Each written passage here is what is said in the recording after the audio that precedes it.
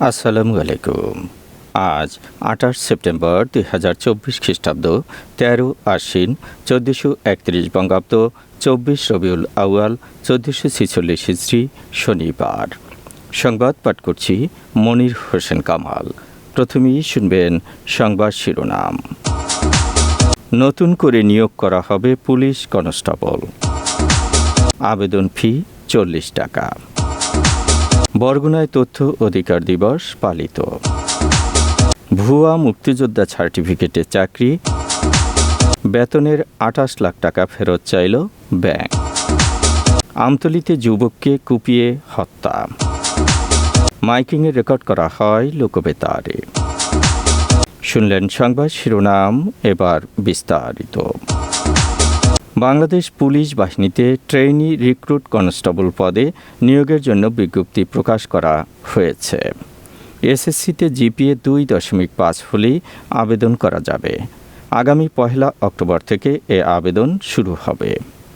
আগ্রহী প্রার্থীদের এসএসসি বা সমমানের পরীক্ষায় উত্তীর্ণ হতে হবে। ন্যূনতম জিপিএ 2.5 থাকতে হবে। আবেদনের জন্য বাংলাদেশের স্থায়ী নাগরিক ও অবিবাহিত হতে হবে। তালাকপ্রাপ্ত গ্রহণযোগ্য নয়। 2024 সালের 15 অক্টোবর তারিখ প্রার্থীর বয়স 18 থেকে 20 বছরের মধ্যে হতে হবে। এক্ষেত্রে বীর মুক্তিযোদ্ধা, শহীদ বীর মুক্তিযোদ্ধা ও বীরাঙ্গনার সন্তানদের জন্য বিদ্যমান কোটা অনুসৃত হবে। মেধা কোটার ক্ষেত্রে পুরুষ প্রার্থীর উচ্চতা 5 ফুট 6 ইঞ্চি হতে হবে।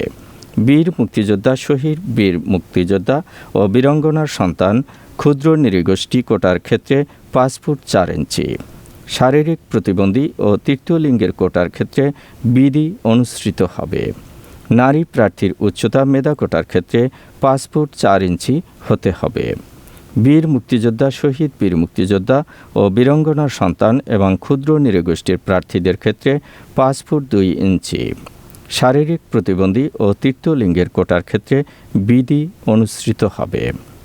মেধা ও ক্ষুদ্র নৃগোষ্ঠীর কোটার ক্ষেত্রে বুকের মাপ স্বাভাবিক অবস্থায় 31 ইঞ্চি ও সম্প্রসারিত অবস্থায় 33 ইঞ্চি। বীর মুক্তিযোদ্ধা, শহীদ বীর মুক্তিযোদ্ধা ও বীরাঙ্গনার সন্তানদের কোটার ক্ষেত্রে স্বাভাবিক অবস্থায় 30 ইঞ্চি ও সম্প্রসারিত অবস্থায় 31 ইঞ্চি। দৃষ্টিশক্তি 6/6। আগ্রহী প্রার্থীদের এই ওয়েবসাইটের মাধ্যমে আবেদন করতে হবে। ওয়েবসাইটে আবেদন ফর্ম পূরণের সহায়ক হিসেবে ভিডিও টিউটোরিয়াল এবং ফর্ম পূরণের নির্দেশনা দেওয়া হয়েছে। আবেদন ফর্ম পূরণ করার পর যোগ্য প্রার্থী একটি ইউজার আইডি পাবেন। ওই ইউজার আইডিতে আবেদন ফর্ম পূরণের 48 ঘন্টার মধ্যে যে কোনো টেলিটক প্রিপেড মোবাইল নম্বর থেকে 40 টাকা জমা করতে হবে। আবেদনের সময়সীমা 1 অক্টোবর থেকে 15 অক্টোবর পর্যন্ত। বরগুনা জেলা প্রশাসক কার্যালয়ের সুবর্ণ জয়ন্তী সম্মেলন কক্ষে জেলা প্রশাসন ও সচেতন নাগরিক কমিটি সনাকের যৌথ উদ্যোগে আজ আন্তর্জাতিক তথ্য জানার অধিকার দিবস 2024 উপলক্ষে আলোচনা সভা অনুষ্ঠিত হয়। আলোচনা সভায় প্রধান অতিথি ছিলেন বরগুনার জেলা প্রশাসক মোহাম্মদ শফিউল আলম। অনুষ্ঠানে সভাপতিত্ব করেন অতিরিক্ত জেলা প্রশাসক সার্বিক শুভ্রা দাস। সভার শুরুতে তথ্য অধিকার আইন সম্পর্কে আলোচনা করেন জেলা তথ্য অফিসার সেলিম মাহমুদ।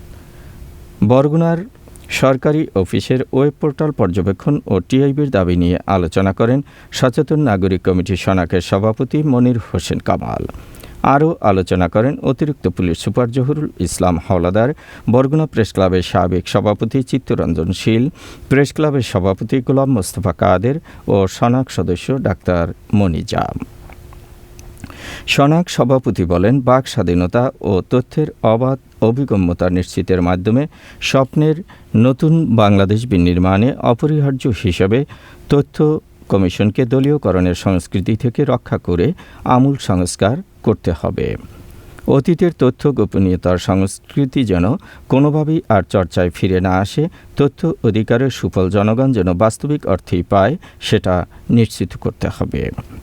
সার্বজনীন তথ্য অধিকার, প্রবেশগম্যতা ও জন অংশগ্রহণ নিশ্চিত করতে তথ্য অধিকার আইনের যুগোপযোগী সংশোধনসহ ১৩ দফা সুপারিশও করা হয় আলোচনা সভায় বরগুনা জেলার সরকারি অফিসসমূহের ওয়েব পোর্টাল পর্যবেক্ষণের মাধ্যমে প্রাপ্ত ঘাটতিসমূহ জেলা প্রশাসকের দৃষ্টিগোচরে এনে ওয়েব পোর্টালগুলোর হালনাগাদ নিশ্চিত করারও আহ্বান জানানো হয়।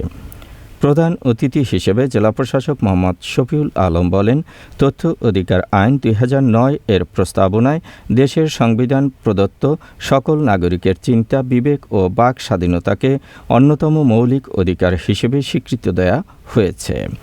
আইনটি বাস্তবায়নের প্রধান অংশীজন হল জনগণ ও সরকারি বেসরকারি প্রতিষ্ঠান কর্তৃপক্ষ। জেলার সকল সরকারি ও বেসরকারি অফিসসমূহকে জনগণের তথ্য অধিকার নিশ্চিত করার নির্দেশনা দেয়া হয়। জনগণকে তথ্য প্রদান করে ক্ষমতায়নের মাধ্যমে অনেক ক্ষেত্রেই দুর্নীতি নিয়ন্ত্রণ করা সম্ভব। তাই সকল সরকারি অফিসের ওয়েব পোর্টাল হালনাগাদ করার জন্য সকলকে অনুরোধ করেন। এর ফলে তথ্য প্রদানের সংস্কৃতি আরও গতিশীল হবে। জনগণকে নির্ধারিত ফরমের মাধ্যমে তথ্য অধিকার আইন ২০০৯ প্রয়োগ করতে উৎসাহিত করে বক্তব্য শেষ করেন। অনুষ্ঠানে নারী, বিভিন্ন পেশার প্রতিনিধিসহ ১১০ জন উপস্থিত ছিলেন। সোনালী ব্যাংকের পাথরঘাটা শাখায় ক্যাশ অফিসার পদে ২০১৫ সালের ৫ জুলাই যোগদান করেন সোহাগ সমাদ্দার। তিনি এই চাকরি পেয়েছিলেন মুক্তিযোদ্ধা কোটায়। পরে জানা যায়, সোহাগ সমাদ্দার তার বাবা নিত্যানন্দ সমাদ্দারের নামে যে মুক্তিযোদ্ধা সার্টিফিকেট দাখিল করেছিলেন তা ভুয়া। সার্টিফিকেটটি ভুয়া প্রমাণিত হলে ২০১৯ সালের ১০ জানুয়ারি তাকে চাকরিচ্যুত করা হয়। ততদিনে সোনালী ব্যাংকে সোহাগ সমাদ্দারের চাকরির বয়স পেরিয়ে যায় ৩.৫ বছর। এই সময় তিনি বেতন বাবদ তুলে নিয়েছেন প্রায় ২৮ লাখ টাকা। নিত্যানন্দ সমাদ্দারের ছেলে সোহাগ সমাদ্দারের বাড়ি পাথরঘাটা উপজেলার কাঁঠালতলী ইউনিয়নের তালুকের চরদুয়ানি গ্রামে। এই টাকা ফেরত পেতে মামলা করেছে সোনালী ব্যাংক।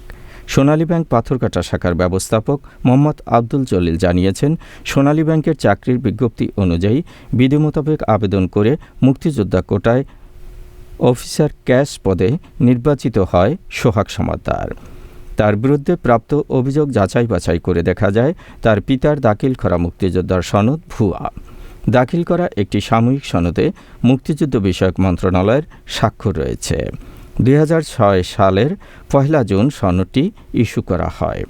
মুক্তিযোদ্ধা সংসদ পাথরঘাটা উপজেলা কমান্ডের সাবেক deputy commander M A Khalek জানিয়েছেন, উপজেলায় মুক্তিযোদ্ধার সংখ্যা ২০৫ জন। তবে নিত্যানন্দ সমাদ্দার নামে কোনো মুক্তিযোদ্ধা পাথরঘাটা উপজেলায় নেই বা ছিল না। পাথরঘাটার সার্টিফিকেট অফিসার ও উপজেলা নির্বাহী অফিসার এর সূত্রে জানা গেছে, গত ৫ সেপ্টেম্বর সরকারি অর্থ আদায়ের জন্য ১৯১৩ সালের সরকারি পাওনা আদায়ের আইন মোতাবেক মামলা রুজু হলে সোহাগ সমাদ্দারকে ২৭,৮৪,০৪৯ টাকা ফেরত দেওয়ার জন্য নোটিশ দেওয়া হয়। সোনালী ব্যাংকের উক্ত পাওনা টাকার মধ্যে বেতন, নববর্ষ ভাতা, উৎসব ভাতা, উৎসব বোনাস, কোভিড ভাতা, যাতায়াত, লাঞ্চ এবং অন্যান্য বিষয় উল্লেখ রয়েছে। উপজেলা নির্বাহী অফিসার ও সার্টিফিকেট অফিসার মোহাম্মদ রকনুজ্জামান জানিয়েছেন, সরকারি পাওনা পুনরুদ্ধার করতে প্রয়োজনে মালক্রক বা সম্পত্তি নিলামে বিক্রি করে আদায় করা হবে। আমতলীতে বিকাশ ফ্লেক্সিলোড ব্যবসায়ীকে কুপিয়ে হত্যা করে তার কাছ থেকে টাকা ছিনতাই করেছে দুর্বৃত্তরা। বৃহস্পতিবার দিবাগত রাত ১০টার দিকে তার বাড়ির পাশে এ ঘটনাটি ঘটেছে। নিহত ওই ব্যবসায়ীর নাম আবুল কাশেম। তিনি আমতলী উপজেলার গুলিশাখালী ইউনিয়নের কলাগাছিয়া গ্রামের নুরুদ্দিন মোল্লার ছেলে। আবুল কাশেম কলাগাছিয়া বাজারে বিকাশ ফ্লেক্সিলোড ও ইলেকট্রনিক্স মালামালের ব্যবসা করতেন। ঘটনার দিন বাজারের দোকান বন্ধ করে রাত ১০টার দিকে ব্যবসার টাকা ব্যাগে নিয়ে বাড়ির কাছে পৌঁছলে দুর্বৃত্তরা এলোপাতাড়ি কুপিয়ে বাড়ির পাশে ধান খেতে তাকে ফেলে রেখে সাথের টাকা নিয়ে যায়। মাইকিংয়ে রেকর্ড করা হয় লোকবেতারে। সুমধুর ও সুস্পষ্ট কণ্ঠে মাইকিংয়ের জন্য লোকবেতারের বিকল্প নেই। লোকবেতারের সাউন্ডপ্রুফ স্টুডিওতে করা হচ্ছে গান ও নাটকের রেকর্ড। সেই সাথে লোকবেতারে নামমাত্র টাকায় প্রচার করা হচ্ছে বিজ্ঞাপন। 15 সেকেন্ডের বিজ্ঞাপন প্রচারিত হচ্ছে মাত্র 500 টাকায়, 30 সেকেন্ডের বিজ্ঞাপন 1000 টাকা, 45 সেকেন্ডের বিজ্ঞাপন 1500 টাকা আর 1 মিনিটের বিজ্ঞাপন প্রচার করা হয় মাত্র 2000 টাকায়। নির্ধারিত টাকার বিনিময়ে প্রতিদিন কমপক্ষে 5 বার করে পুরো 1 মাস বিজ্ঞাপন প্রচার করা হবে। মাইকিং ও বিজ্ঞাপনের জন্য যোগাযোগ করবেন 0-17755664445 নম্বরে। এবারে শুনবেন আবহাওয়ার খবর।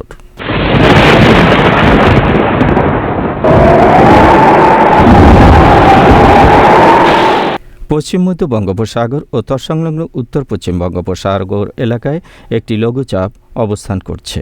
মৌসুমী বায়ুর অক্ষের বর্ধিতাংশ মধ্যপ্রদেশ, উড়িষ্যা, লঘুচাপের কেন্দ্রস্থল ও বাংলাদেশ হয়ে আসাম পর্যন্ত বিস্তৃত রয়েছে। রংপুর, রাজশাহী, ঢাকা, ময়মনসিংহ, খুলনা, বরিশাল, চট্টগ্রাম ও সিলেট বিভাগের অধিকাংশ জায়গায় অস্থায়ীভাবে দমকা হাওয়া সহ হালকা থেকে মাঝারি ধরনের বৃষ্টি বা বজ্রসহ বৃষ্টি হতে পারে। সেই সঙ্গে দেশের কোথাও কোথাও মাঝারি ধরনের ভারী থেকে অতি ভারী বর্ষণ হতে পারে। মৌসুমী বায়ু বাংলাদেশের উপর সক্রিয় এবং উত্তর বঙ্গোপসাগরে প্রবল অবস্থায় রয়েছে।